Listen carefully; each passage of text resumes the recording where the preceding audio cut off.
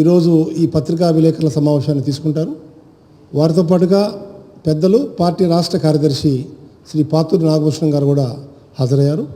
శ్రీ మాధవ్ గారి కార్యక్రమాన్ని తీసుకోవాల్సిందిగా మనం చేస్తాం. ఈరోజు రాష్ట్ర ప్రభుత్వం ఏదైతే కుట్రపూరితంగా ప్రజల్ని మోసం చేసే విధంగా, దగా చేసే విధంగా ఈ రాష్ట్ర ఆర్థిక పరిస్థితిని తూట్లు పొడుస్తుందో, అనేక రకాల ఆర్థిక పరమైన విషయాలకి తిలోదాఖలాలు ఇస్తూ కేంద్రం ఇచ్చిన గైడ్లైన్స్, FRBM గైడ్లైన్స్ని తుంగలో తొక్కుతూ వాటిని అతిక్రమిస్తూ ఒక పెద్ద దోపిడీ ఆంధ్రప్రదేశ్ రాష్ట్రానికి తెరతీయటం జరిగింది. ప్రపంచ ప్రసిద్ధి మెజిషియన్స్ ఎవరూ చేయలేని ఒక గారడి ఆంధ్రప్రదేశ్లో జరుగుతుంది.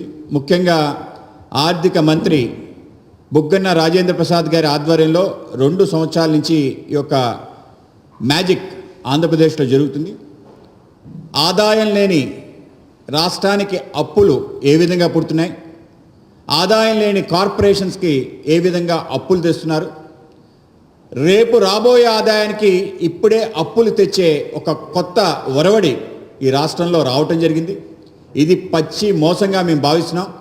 ఈ యొక్క పచ్చి మోసానికి పాల్పడుతున్న రాష్ట్ర ప్రభుత్వానిపై తప్పకుండా కేంద్రానికి కంప్లైంట్ చేయడం జరుగుతుంది. స్వయంగా రాష్ట్ర బృందం వెళ్ళి RBI గవర్నర్కి, కేంద్ర ఆర్థిక మంత్రికి వీటిపైన మేము కంప్లైంట్ చేయబోతున్నాం.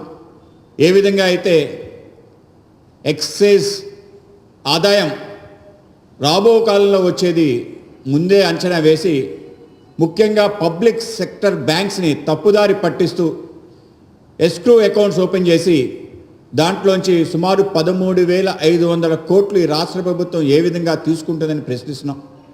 కేవలం అదే కాదు, కేంద్రం ఇచ్చిన ముఖ్యంగా SC STలకి నిర్దేశించబడిన NSFDC, NSST FDC, tribal అలాగే షెడ్యూల్ క్యాస్ట్ సంబంధించిన నిధులు ఏవైతున్నాయో దానిని దారి మళ్లించడానికి ఏదైతే ప్రయత్నం ఈ రాష్ట్ర ప్రభుత్వం చేస్తుందో, తద్వారా ఏదైతే SC STలకి రావాల్సిన ఉపకార వేతనాలు, పింఛన్లు, అనేక రకాల ఆర్థిక సహాయాన్ని పక్కదారి పట్టించే విధంగా సుమారు 4,100 కోట్ల రూపాయలు దారి మళ్లించి విద్యా దీవెన, చేయూత పథకాలకి దారి మళ్లించిందో వాటిని అలాగే సెంట్రల్ రోడ్ ఫండ్ నుంచి, ఇతర కేంద్ర ప్రభుత్వం ఇచ్చిన నిధుల నుంచి రాష్ట్ర ప్రభుత్వం నవరత్నాలకి ఏ విధంగా పంపిస్తున్న తీరు, ఒక పక్క అప్పులు చేసి ఆ అప్పుల ద్వారానే ప్రజలకి సంక్షేమ పథకాలు ఇవ్వాలని ఒక ప్రయత్నం, ఇంకో పక్క కేంద్రం ఇచ్చిన నిధులు అతి దారుణంగా PD అకౌంట్లు ఓపెన్ చేసి దానికి మళ్లించి ఏ కార్యక్రమంకైతే నిర్దేశించబడ్డాయో ఆ కార్యక్రమానికి కాకుండా కొత్త పథకాలు, కొత్త ఆలోచనలు పెట్టి ఈ రాష్ట్ర ప్రభుత్వం తరలిస్తున్న తీరేదైతుందో CAG రిపోర్ట్ ఇవ్వటం జరిగింది. NSFDC కానీ NST FDC కూడా గత సంవత్సరం ఏ విధంగా దారి మళ్లించారో ఈ సంవత్సరం ఇవ్వనని చెప్పి ఈరోజు దళిత సోదరులకి, ముఖ్యంగా షెడ్యూల్ తెగల వాళ్ళకి తీరని అన్యాయం జరిగే పరిస్థితి వస్తుంది. రాష్ట్ర ప్రభుత్వం యొక్క ఆర్థిక క్రమశిక్షణ రాహిత్యం ఏదైతుందో ఇది ఇవాళ ఎల్లలు దాటి పక్క రాష్ట్రాలు కూడా ఈ విధంగానే అనుసరించే ఒక పరిస్థితి వస్తుంది.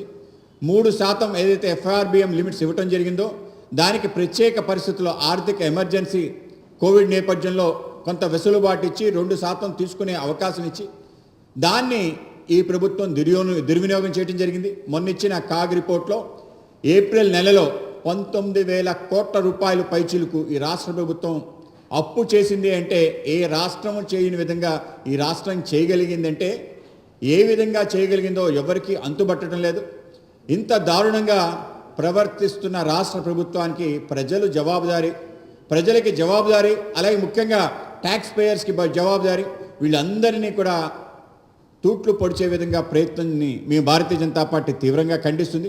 కేవలం ఖండించడమే కాకుండా దీనిపైన తీవ్రంగా మేము ప్రతిఘటించే అన్ని చర్యలు తీసుకుంటాం.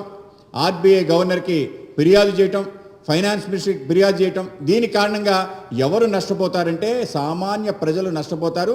ఈ రాష్ట్రం అధోగతి పాలవటం ఖచ్చితం. దీన్ని మేము ఏ రకంగా అయినా ఎదుర్కోవడానికి ముందుకెళ్తాం. అలాగే కేవలం ఇదే కాదు, రాజ్యాంగ స్ఫూర్తికి కూడా విరుద్ధం. ఎందుకంటే ఏ ఎక్స్పెండిచర్ చేసినా తప్పనిసరిగా లెజిస్లేటివ్ శాంక్షన్ ఉంటే తప్ప చేయకూడదు. ఆల్రెడీ మా ఫైనాన్స్ బిల్లు ఆమోదం అయిపోయింది. ఫైనాన్స్ బిల్లో ఆమోదం లేని ఎక్స్పెండిచర్ ఏ విధంగా చేస్తారు, ఆ ఎక్స్పెండిచర్ కోసం అప్పుని ఏ విధంగా తెస్తారని ప్రభుత్వాన్ని ప్రశ్నిస్తున్నాం. ఇది అతిపెద్ద నేరంగా మేము భావిస్తున్నాం.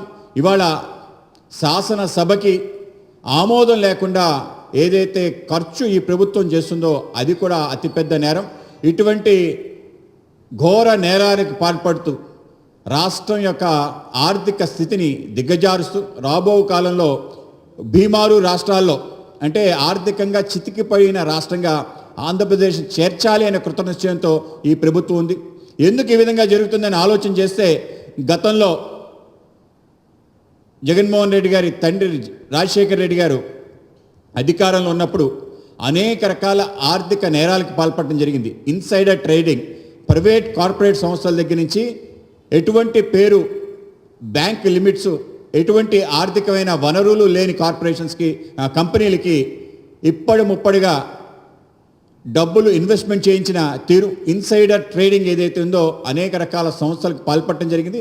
దాని ధర్మిళ సుమారు 17 సిబిఐ కేసు, ఈడీ కేసెస్ ఈ ప్రభుత్వంపై ఉన్న నేపథ్యంలో అటువంటి నాయకత్వం రాష్ట్రంలో అధికారం వస్తే ప్రభుత్వ రంగ సంస్థల నుంచి అంటే స్టేట్ ఓన్ కార్పొరేషన్ నుంచి సుమారు 30,000 కోట్ల రూపాయలు అప్పులు చేసింది.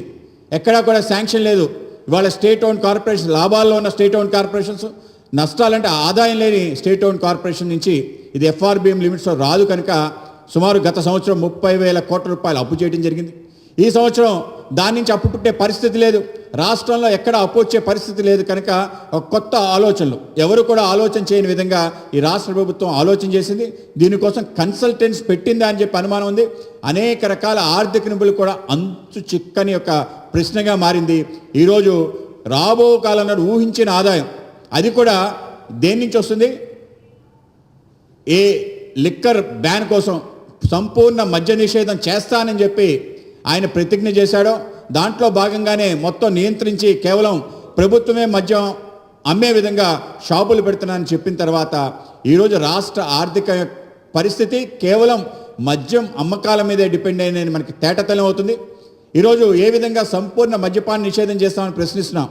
ఈ రాష్ట్రం విభజన కాకముందు 5,000 కోట్ల రూపాయల ఆదాయం ఉంది. విభజన కాబడ్డ ఆంధ్రప్రదేశ్కి దినదిన ప్రవర్ధమానమే. ఏ ఆదాయ వనరు పెరగలేదు. కేవలం లిక్కర్పై వచ్చే ఆదాయమే పెరిగిందని మనం గమనించాలి. మొన్న ప్రవేశపెట్టిన 2021 బడ్జెట్లో 15,000 కోట్ల రూపాయలు ఎక్సైజ్ ద్వారా డబ్బులు వస్తాయని చెప్పి ప్రభుత్వం బడ్జెట్ ప్రవేశపెట్టింది. మాకు అర్థం కావటం లేదు. ఈ 15,000 కోట్ల రూపాయలు ఎక్కడి నుంచి వస్తాయి? 2018-19కి 7,000 కోట్లు కేవలం 2 సంవత్సరాల్లోనే డబుల్ ఏ విధంగా అయిపోతుంది. 7,000 కోట్ల నుంచి 15,000 కోట్ల రూపాయలు ఏ విధంగా ఈ రాష్ట్రానికి ఆదాయం వస్తుందంటే ప్రజల్ని ఇష్టానుసారం తాగించడం. అతి చీప్ లిక్కర్, దేశంలో ఎక్కడా లేని విధంగా ఈ లిక్కర్ ఇక్కడ కొంటూ దానికి అత్యధికంగా 20 రూపాయలు దాని బేస్ ప్రైస్ అయితే 200 రూపాయలు పైగా ఎంఆర్పికి అమ్ముతున్న ప్రభుత్వం ఏదైనా ఉందంటే అది రాష్ట్ర ప్రభుత్వం. ఇంత ఘోరంగా ప్రజల జోబులకి చిల్లు పెట్టి ఒక చేత్తో అనేక పథకాల రూపంలో డబ్బులు ఇస్తున్నామని చెప్తూ ఇంకో పేరుతో డబ్బులు కుంజుకున్న తీరేదైతుందో ఇది చాలా దారుణం అని చెప్పి మేము ప్రశ్నిస్తున్నాం. ఈ ప్రభుత్వం ఈ విధంగా ప్రజల సొమ్ముని దగా చేయటం, మోసం చేయటం, దొంగతనం చేయటం ఈ యొక్క లిక్కర్ యొక్క సేల్ ద్వారా జరుగుతుంది. ఇది అత్యంత దారుణం. ఆ విధంగా చేస్తూ 15,000 కోట్ల రూపాయలకు ఆదాయం పెంచింది. ఈ రాష్ట్రానికి గ్యారంటీ ఇన్కమ్ దేంట్లో కూడా లేదు. కేంద్రం ఇచ్చే సాయం దానిపైన గ్యారంటీ లేదు. కేంద్రం ఇచ్చే గ్రాంట్స్ యూనిట్స్ దానిపైన కూడా గ్యారంటీ లేదు. ఎందుకంటే ఈ ప్రభుత్వం ఆ నిధుల్ని దారి మలుస్తుంది. మళ్ళీ గ్రాంట్స్ యూనిట్స్ ఇస్తుందో లేదో తెలియదు. కేంద్రం అనేక క్వెరీలు పెడుతుంది. ఆ క్వెరీలకు సమాధానం చెప్పే అవకాశం రాష్ట్ర ప్రభుత్వానికి లేదు. కనుక ఇవాళ కేవలం ఒకే ఒక ఆదాయం ప్రజల దగ్గర నుంచి దోపిడీ ఈ యొక్క లిక్కర్ సేల్ ద్వారా చేయగలము అనే నమ్మకం ఉంది. కాబట్టి ఆ విధంగా పబ్లిక్ సెక్టర్ బ్యాంక్స్, ముఖ్యంగా state bank of India, Punjab national bank, Indian bank దగ్గర ఎస్క్రూ అకౌంట్ ఓపెన్ చేసి దానికి ప్రభుత్వం గ్యారంటీ ఇచ్చి ఏ విధంగా డబ్బులు తీసుకుందనేది అత్యంత ఘోరమైన పరిస్థితి. దీనిపైన తప్పనిసరిగా పబ్లిక్ సెక్టర్ బ్యాంక్స్ కూడా ప్రమాదంలో పడే పరిస్థితి రాష్ట్ర ప్రభుత్వం కల్పిస్తుంది. గతంలో అనేక మందికి కారాగార వాసం కల్పించింది. అనేక రకాల ఐఏఎస్ ఆఫీసర్స్ ప్రభుత్వ ఒత్తిడి కారణంగా అనేక రకాల వాళ్ళ యొక్క నియమాల్ని ఉల్లంఘించి ముందుకెళ్ళడం జరిగింది. అదే పరిస్థితి ఈరోజు జగన్మోహన్ రెడ్డి గారు కూడా తెరలేపుతున్నారు. అనేక రకాల ఆర్థిక నేరాలు, ఇవి ఆర్థికమైన క్రమశిక్షణ రాహిత్యం కాదు, ఆర్థిక నేరాలు పాల్పడుతూ తప్పుదారి పట్టిస్తూ డబ్బులు తెచ్చే పరిస్థితి రాష్ట్రంలో ఉంది. దీన్ని మిగతా రాష్ట్రాలు కానీ అన్వయించుకొని ముందుకెళ్తే అత్యంత ప్రమాదం దేశ శ్రేయస్సుకి. అలాగే మొన్న బుగ్గన్న గారు మాట్లాడుతూ కేంద్రం కూడా అప్పులు చేసింది 18 లక్షల కోట్లు. ఏ విధంగా కేంద్రం అప్పు చెప్తుంది? ఇవాళ భారతీయ జనతా పార్టీ నాయకులు కానీ మిగతా వాళ్ళు ఈ రాష్ట్ర ప్రభుత్వం 2 లక్షల కోట్లు అప్పు చేస్తే ఏదో కొంపలు మునిగిపోయినట్టు మాట్లాడుతున్నారని చెప్పడం జరిగింది. ఇవాళ మేము ప్రశ్నిస్తాం, కేంద్రం తీసుకున్న అప్పుకి మీరు తీసుకున్న అప్పుకి చాలా వ్యత్యాసం ఉంది. దానికి ఒక గ్యారెంటీ ఉంటుంది. ఆర్బీఐ దగ్గర నిధులు ఉంటాయి, అలాగే కేంద్రం దగ్గర కూడా కన్సాలిడేట్ ఫండ్ ఉంటుంది, కామన్ గుడ్ ఫండ్ ఉంటుంది. దీంతో పాటు ప్రపంచ దేశంలో అత్యధిక ఫారిన్ ఎక్స్చేంజ్ రిజర్వ్స్, గతంలో ఎప్పుడూ లేని విధంగా ఈ దేశానికి రిజర్వ్స్ ఉన్నాయి. ఇంత ఆర్థికంగా దేశానికి సంబంధించిన 2 సంవత్సరాల నుంచి పరిస్థితి బాగోలేకపోయినా కూడా ఆర్థికంగా ఈ దేశం ముందుకు ఎందుకు వెళ్తుందంటే హయ్యెస్ట్ ఫారిన్ ఎక్స్చేంజ్ రిజర్వ్స్ 2014 నుంచి 2019 నుంచి రావటం జరిగింది. ఆ ఫారిన్ ఎక్స్చేంజ్ రిజర్వ్స్ ఇవన్నీ యొక్క ఏవైతే నిల్వలు ఉన్నాయో నిల్వల ఆధారంగా ఇవాళ అప్పులు చేయడం జరిగింది. కేంద్రంలో నరేంద్ర మోడీ గారు మొదటి ప్రభుత్వం కాంగ్రెస్ యొక్క పరిపాలన సుమారు 42 సంవత్సరాల్లో ఎంతైతే అప్పులు చేసిందో అప్పుల్ని తిరిగి కట్టిన ఏకైక ప్రభుత్వం నరేంద్ర మోడీ గారి ప్రభుత్వం. ఇరాక్ ఏవైతే ఆయిల్ బకాయిలు ఉన్నాయో వాటిని తీర్చడం జరిగింది. అనేక చిన్న చిన్న దేశాల నుంచి అప్పులు చేస్తే వాటిని నుంచి తీర్చడం జరిగింది. అప్పులు తీర్చిన ఘనత నరేంద్ర మోడీ గారికి దక్కుతుంది. ఆ విధంగా ఒక ఫైనాన్షియల్ డిసిప్లిన్ ప్రకారం రాష్ట్రాన్ని దేశాన్ని ముందుకు తీసుకెళ్తున్నారు. అటువంటి నరేంద్ర మోడీ గారి మీద కేంద్రం పైన ఏవైతే అవాక్కులు చవాకులు ఒకసారి పునరాలోచించుకోవాలని ఆర్థిక మంత్రిని కోరుతున్నాం. నువ్వు చేసే విచ్చలవిడితనాన్ని కేంద్రం పైన నెపం చూపించి నువ్వు తప్పించుకునే ప్రయత్నం చేయొద్దు అని చెప్పి కూడా ఇంకొకసారి ప్రభుత్వానికి గట్టిగా హెచ్చరిక తెలియజేస్తున్నాం. కేవలం ఇదే కాదు, అనేక రకాల పథకాలు ఇవాళ అన్ని పథకాలను కూడా విచ్చలవిడిగా కేంద్ర ప్రభుత్వం ఇస్తుంది తప్ప రాష్ట్ర ప్రభుత్వం రూపాయి కూడా ఇవ్వటం లేదని మనం గమనించాలి. ఏదైతే ఇల్లు ఇస్తున్నారో ఇల్లన్నింటినీ కూడా కేంద్రమే డబ్బులు ఇస్తుంది. 1,80,00,000 50 లక్షలు కేంద్రం ఇస్తుంది, 30,000 రాష్ట్ర ప్రభుత్వం ఎంఎన్ఆర్జిఎస్ నుంచి నిధులు మళ్లించి మొత్తం 1,80,000 కోట్ల 1,80,000 రూపాయలు ప్రతి ఇంటికి ఇస్తూ మొత్తం పూర్తిగా కేంద్ర సాయంతో ఇల్లు కడుతూ ఇవాళ జగనన్న ఇల్లని ఏ విధంగా పేరు పెట్టుకున్నారో ప్రశ్నిస్తున్నాం. ఆ విధంగా పేరు పెట్టుకొని మోసం చేస్తున్నాం. నీకు దమ్ముంటే ఇవన్నీ కూడా నరేంద్ర మోడీ గారి నగరాలుగా మార్చండి. నీకు దమ్ము ధైర్యం ఉంటే ఆ విధంగా డబ్బులు కేంద్రం ఇస్తుంటే నువ్వు ఏ విధంగా పేరు పెట్టుకుంటావు? కేవలం అదే కాదు, ఇవాళ రేషన్ డిపోల దగ్గర ఏదైతే చిత్రాలు పెట్టావో, ఏదైతే బ్యానర్స్ పెట్టావో అతి ఘోరంగా నరేంద్ర మోడీ గారు ఉచితంగా రేషన్ ఇస్తూ కోవిడ్ సమయంలో గత 3 నెలలు బట్టి ప్రతి వ్యక్తికి 5 కేజీలు బియ్యం ఇస్తుంటే ఆ పథకాన్ని ప్రధానమంత్రి గరీబ్ కళ్యాణ్ యోజనలో భాగంగా ఇస్తుంటే దాన్ని బ్యానర్ పెట్టాలని చెప్పి ప్రభుత్వం గైడ్లైన్స్ ఇస్తే అత్యంత దారుణంగా కింద నరేంద్ర మోడీ గారు ఫోటో పెట్టి పైన నీ ఫోటో పెట్టుకొని ఏ విధంగా రాతలు రాస్తావు?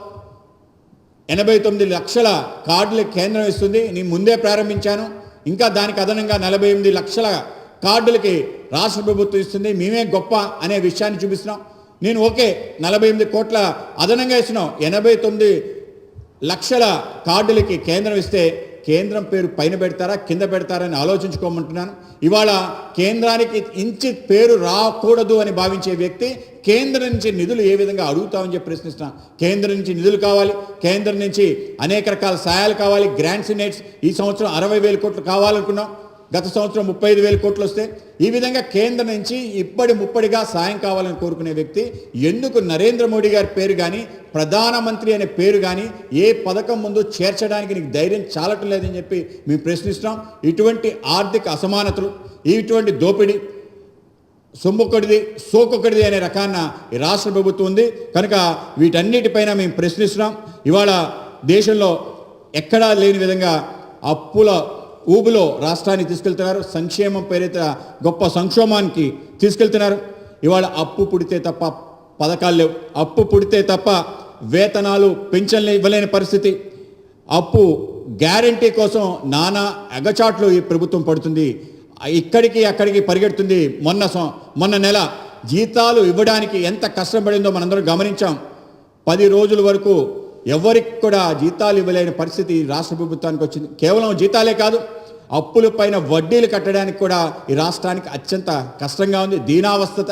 ఇవాళ రొటేషన్ పద్ధతిలో ఓవర్ డ్రాఫ్ట్ ఫెసిలిటీని ఉపయోగించుకుంటున్నారు. పూర్తిగా 6 నెలల పాటు ఏ ప్రభుత్వం అయితే ఓవర్ డ్రాఫ్ట్ ఫెసిలిటీ వినియోగించిందో అది బ్యాంక్రప్ట్ స్టేట్గా డిక్లేర్ అవుతుంది.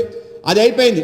వేస్ అండ్ మీన్స్ అకౌంట్స్ ద్వారా అది తిరిగి 10 రోజుల్లో కట్టేయాలి. ఆ విధంగా రొటేషన్ పద్ధతిలో డబ్బులు తెస్తూ అప్పులు చేస్తూ సిగ్గు విడిచి దానికి ఏ విధంగా తీర్చలేనని తెలిసి కూడా ఈరోజు అప్పులు చేస్తున్న తీరు నేను స్వయంగా బుగ్గన రాజేంద్ర ప్రసాద్ గారి అనేక రకాల పాత వీడియోలు ఇవాళ హల్చల్ చేస్తున్న సోషల్ మీడియాలో ఒక్కసారి పునరాలోచించుకోండి. మీరైనా ఆ మాటలు మాట్లాడింది ఏ విధంగా గత ప్రభుత్వం 2 లక్షల కోట్లు 5 సంవత్సరాల్లో అప్పులు చేసిందో మీరు 2 సంవత్సరాల్లోనే ఆ యొక్క రికార్డుని బ్రేక్ చేసే విధంగా జరిగిన తీరు రాష్ట్రానికి ఏ విధంగా ఉపయోగపడుతుంది? ఇంత ఘోరమైన పరిస్థితి ఎక్కడా లేదు. ఈ విధంగా ఎందుకు చేస్తున్నారు? ఎందుకు ప్రజల్ని ఈ విధంగా దగా చేస్తున్నారు, మోసం చేస్తున్నామని ఈ ప్రభుత్వాన్ని ప్రశ్నిస్తున్నాం. ఒక్కసారి ఆలోచించుకోండి. నిజంగానే మేము అనుకున్నాం జగన్మోహన్ రెడ్డి గారు లాంటి వ్యక్తి, యంగ్ ఫెలో వచ్చి ఈ రాష్ట్రాన్ని ముందుకు తీసుకెళ్ళడానికి కొత్త ఆలోచనలు ఏవో చేస్తారు, కొత్త ఆదాయ వనరులు తీసుకొస్తారని భావించాం. కానీ ఒక్కటంటే ఒక్కటి కొత్త ఆదాయ వనరులు తీసుకురాలేదు. రాష్ట్రాన్ని అధోగతి పాలు చేయడానికి అన్ని మార్గాలు కూడా తెరవడం జరిగింది. దీని కారణంగా రాష్ట్రానికి అనేక రకాలుగా ఈ రాష్ట్రంలోని అనేక ప్రభుత్వ రంగ సంస్థలు కూడా కాయలా పెట్టి రోడ్డు మీద పడే పరిస్థితి ఏర్పడుతుంది. దేశానికి రాష్ట్రానికి మంచిది కాదని చెప్పి ఇంకొకసారి హెచ్చరిక తెలియజేస్తూ మేము ఈ రాష్ట్ర ఆర్థిక పరిస్థితిపై జరుగుతున్న ఘోరాలపై కేంద్రానికి నివేదించడంతో పాటు చర్యలు తీసుకోవాలని చెప్పి తీవ్ర ఒత్తిడి తీసుకొస్తామని ఈ సందర్భంగా తెలియజేస్తున్నాం.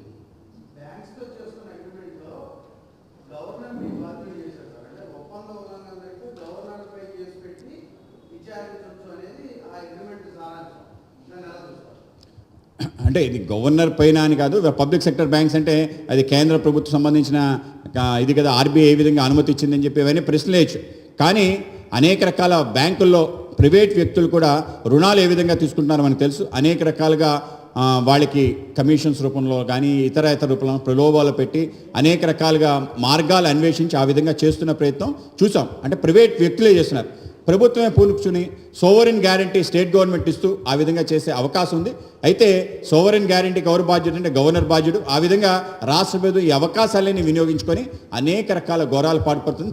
కనుకనే వీటిపైన మేము కేంద్రానికి నివేదించాలనుకున్నాం. ఇప్పటికే కేంద్రం వీటిపైన ఒక నిఘా వ్యవస్థ పెట్టడం జరిగింది. కానీ వెంటనే ఈ ఘోరాన్ని ఆపాలి, లేకపోతే ఎవరు నష్టపోరు. ఈయనకైతే 5 సంవత్సరాలు పరిపాలన చేస్తారు. ఆయనకైతే అనుమానం ఉంది మధ్యలో ఏదైనా జరగచ్చేనేమో, జరుగుతుంది కాబట్టి అందరికీ నేను ఉచితాలు ఇచ్చేస్తే ప్రజలందరూ నన్ను దేవుడిగా కొలుస్తారనే భావన ఉంది కాబట్టి ఈ విధంగా విచ్చలివిడితనానికి పాల్పడుతున్నారని నాకు స్పష్టంగా అర్థమవుతుంది. ఎవరికి అడిగినా చెప్తారు ఎందుకు ఈ విధంగా చేస్తున్నారు.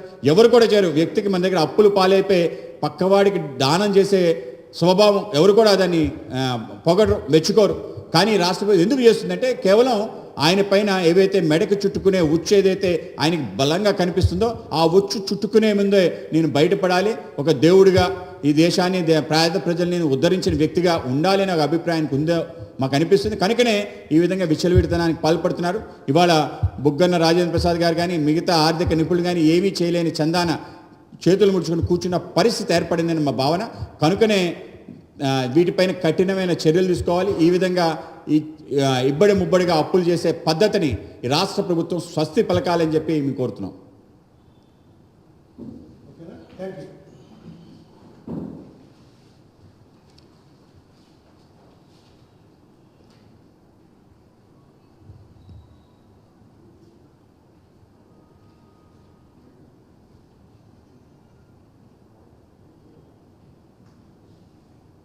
అలాగే దీంతో పాటు ఇంకొక విషయం, ముఖ్యంగా ఈ రాష్ట్రానికి సంబంధించి అతి ముఖ్యమైనది విద్యకు సంబంధించిన అనేక రకాల ఆలోచనలు ప్రభుత్వం చేస్తుందనుకున్నాం. ఇవాళ స్కూల్ ఎడ్యుకేషన్ కానీ, కాలేజ్ ఎడ్యుకేషన్ కానీ, అలాగే హైయర్ ఎడ్యుకేషన్ కానీ 3 వ్యవస్థల్ని నిర్వీర్యం చేయాలని చెప్పి ప్రభుత్వం ఆలోచన చేస్తుందని అనిపిస్తుంది. ఇవాళ ఏవైతే కేంద్రం ఇచ్చిన గ్రాంట్లు, యూజీసీ గ్రాంట్లు కానీ, ఇతర స్కూల్స్కి ఇచ్చిన గ్రాంట్లు కానీ పేదవాళ్ళు ఫీజుల రూపైన ఎగ్జామినేషన్ ఫీజు రూపైన రాష్ట్ర ప్రభుత్వానికి కడుతున్న మొత్తం ఈ డబ్బులన్నీ కూడా దారి మళ్ళిస్తుంది. ఈ దారి మళ్ళించి అనేక రకాల పథకాలకి ముఖ్యంగా నవరత్నాలకి వాడుతున్న తీరు ఏదైతుందో ఇది కూడా అత్యంత ప్రమాదకరం. విద్య సంబంధించిన ఏవైతే కేంద్ర ప్రభుత్వం నేషనల్ ఎడ్యుకేషన్ సంబంధించిన సర్వశిక్ష అభియాన్ నిధులు కానీ యూనివర్సిటీ గ్రాంట్స్ కానీ రూసా ఫండ్స్ని కానీ కొత్త అకౌంట్స్ క్రియేట్ చేసి ఏపీ ఫైనాన్షియల్ సర్వీసెస్ కార్పొరేషన్ అనే ఒక కొత్త కార్పొరేషన్ క్రియేట్ చేసింది. ఆ కార్పొరేషన్స్కి ఈ నిధులు మళ్లించి అప్పులు తెచ్చి వీళ్ళకి సాయం చేస్తానని చెప్పి ఒక బూచి చూపించి అన్ని యూనివర్సిటీస్ దగ్గర నిధుల్ని ఏ విధంగా కొల్లగొట్టింది. ఇది అత్యంత దారుణం. ఇవాళ యూనివర్సిటీస్ పరిస్థితి అతి దారుణంగా ఉంది. యూనివర్సిటీలో ఇవాళ జీతాలు కట్టలేని, పెన్షన్స్కి డబ్బులు ఇవ్వలేని పరిస్థితి యూనివర్సిటీలో ఉంది. కోవిడ్ కారణంగా విద్యార్థులు కూడా ఫీజులు కట్టలేని పరిస్థితి ఏర్పడింది. ఇవాళ కేవలం కేంద్రం ఇచ్చే నిధులు యూజీసీ గ్రాంట్స్ కానీ రూసా ఫండ్స్ పైన డిపెండ్ అయి నడుస్తున్న తీరులో ఆ డబ్బులు కూడా రాష్ట్ర ప్రభుత్వం లాక్కొని దారి మళ్లించడం ఏదైతుందో మొత్తం విద్యా వ్యవస్థనే కూలేటట్టు ఒక ప్రయత్నం జరుగుతుంది. దీనిపైన కూడా మేము తీవ్రంగా ఆక్షేపిస్తున్నాం. ఇవాళ మాకు ఎన్ఈపీ మీద ఎమ్మెల్సీస్ యొక్క మీటింగ్ ఉంది. ముఖ్యంగా graduate and teachers MLC meeting మన విద్యాశాఖ మంత్రి పిలవటం జరిగింది. ముఖ్యంగా ఎన్ఈపీని రాష్ట్రంలో ఏ విధంగా అమలు చేయాలని మేము అడుగుతున్నాం. ఎన్ఈపీని అమలు చేయాలంటే ముఖ్యంగా ఈ school education, college education, higher ఎడ్యుకేషన్ని బలోపేతం చేయాలంటే నిధులు కావాలి. ఇవాళ నిధులు ఏ విధంగా తీసుకొస్తారని మొదటి ప్రశ్న ఆ విధంగా అడగడం జరుగుతుంది. రెండోది మాతృభాషలో విద్యా విధానం స్పష్టంగా చెప్పడం జరిగింది. మొన్న ప్రధానమంత్రి సుమారు 18 ఇంజనీరింగ్ కాలేజెస్లో 5 భాషలు భారతీయ భాషల్లో ఇంజనీరింగ్ కాలేజ్ విద్య అందించే విధంగా ప్రయత్నం ఎన్ఈపీ ద్వారా చేస్తానని చెప్పిన ఒక అద్భుతమైన విషయం. ఇవాళ రాష్ట్రంలో అంగన్వాడీ కేంద్రం దగ్గర నుంచి డిగ్రీ కాలేజ్ వరకు తెలుగు మాధ్యమాన్ని రద్దు చేస్తూ ఇంగ్లీష్ మాధ్యమాన్ని తీసుకొస్తానని ఏ విధంగా చెప్తారు? ఇవాళ ఎన్ఈపీని మీరు అమలు చేయాలంటే ప్రీ ప్రైమరీ ఎడ్యుకేషన్ నుంచి హైయర్ ఎడ్యుకేషన్ వరకు తెలుగు మాధ్యమాన్ని అమలు చేయడానికి ఏ చర్యలు తీసుకుంటారు? వీటిని తప్పకుండా ప్రశ్నిస్తాం. ఈ విధంగా ఆర్థిక క్రమశిక్షణ రాహిత్యంతో పాటు ఈ విధంగా మన భాషని కూనీ చేసే ప్రయత్నం ఈ ప్రభుత్వం చేస్తుంది. ఆ విధంగా విద్యా ప్రమాణాలు పూర్తిగా అడుగంటే ప్రయత్నం కూడా ఈ రాష్ట్ర ప్రభుత్వం చేస్తుంది. దీన్ని కూడా మేము తీవ్రంగా ఆక్షేపిస్తున్నాం.